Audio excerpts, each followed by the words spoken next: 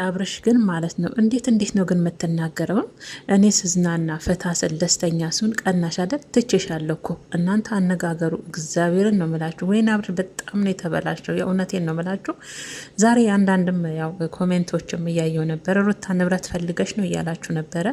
በነገራችን ላይ ሩታ ንብረት ፈልግ አይደለም። ንብረት ብትፈልግ እኮ ያኔ ገና የፍርሚያ ወረቀት ይዛ በመጣችበት ሰዓት ከዛ ጋር አብራ ይዛ መምጣት ፈልግ ነበረ። ልብ ካላችሁ ያኔ ራሱ ሩታ ስትናገር ሰምታችሁ ከሆነ ፍታኝ እንጂ ንብረትን አካፍለኝ አይደለም። እሷ ቅራቅንቦን ፈልግ አይደለም። እንኳን ቅራቅንቦን ቀርቶ የእሱንም ፍቅር ትተዋለች አይደል? እንደ እርግፍ አድርጋ ማለት ነው። እና ዛሬ ይዛ የመጣችሁ ወረቀት አንዳንድ ኮሜንቶች ስለገረማችሁኝ ነው። በእርግጥ አልፈርድባችሁም፣ ለአብርሽ የምታጨበጭቡ ናችሁ።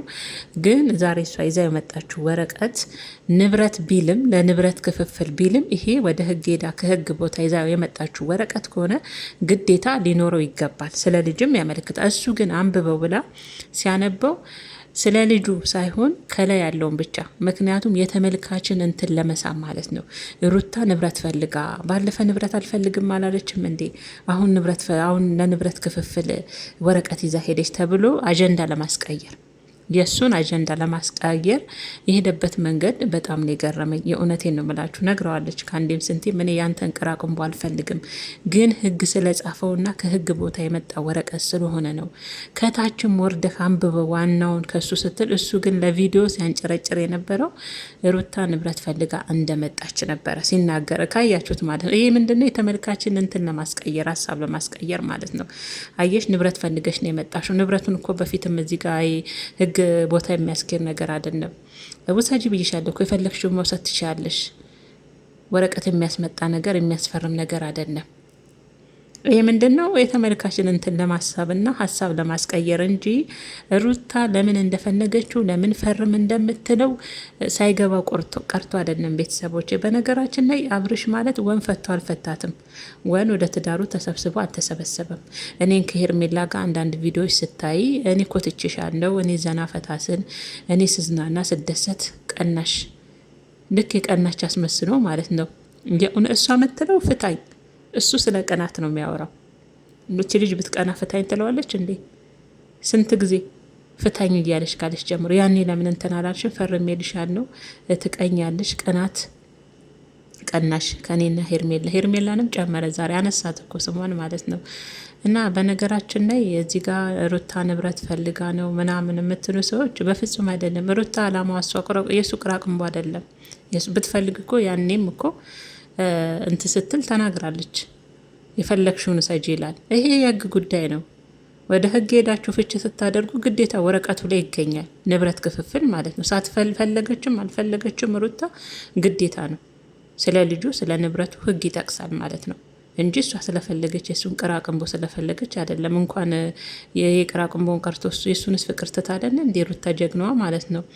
እና እኔ ግን የገረመኝ የዛሬው ቪዲዮ የተመልካችን አጀንዳ ለማስቀየር አብርሽ ያደረገው ጥረት በጣም ነው የገረመኝ። የእውነት ደግሞ አብርሽ በጣም ተበላሽቷል።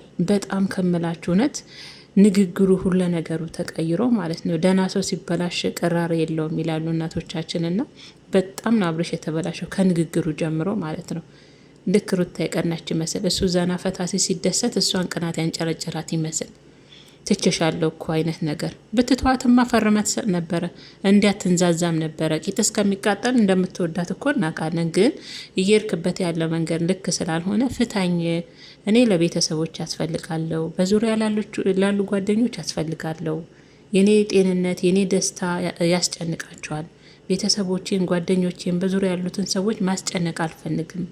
ፍታኝና እኔም የራሴን ላይፍ ልኖር፣ አንተም እንደፈለግ ሁን የሚል ነው። በቃ እሷ ጥያቄ አይደለ እንዴ? ታዲያ ልብ ካለ አብርሽዬ ለምን ሁሉን ነገር እንዲህ ከምትጨቀጭቃት ሁሉን ነገር ለምን ልብ ካለ አትፈርምም?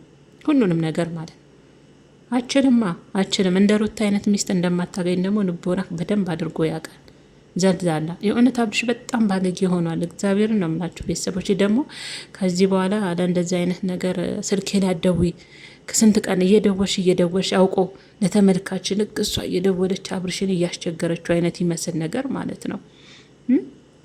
እየደወልሽ ስልኬ ላይ 10 ጊዜ አትደውይ። በቃ በእነዚህ አይነት ነገር ከዚህ በኋላ እንድትደውይልኝ አልፈልግም። በቃ ካልፈለግሽኝ አይነት ነገር ማለት ነው። አብርሽ ተፈላጊ ሆንክና ሩታ እየደወለች አስቸገረች አይደል? የተመልካችን መቼም ኢንቴንሽን ለመሳብ የማታደርገው ጥራት የለም። ግን ተመልካች ገና ድሮ ነቅቷል፣ ነቅተናል። እንደውም ደክሞናል እኛ አሁን ራሱ ማለት ነው። እና የሩታ ውሳኔ ማለት ነው ንብረት የምትሉ ሰዎች ንብረት ቢሆን ራሱ ትክክል ነው።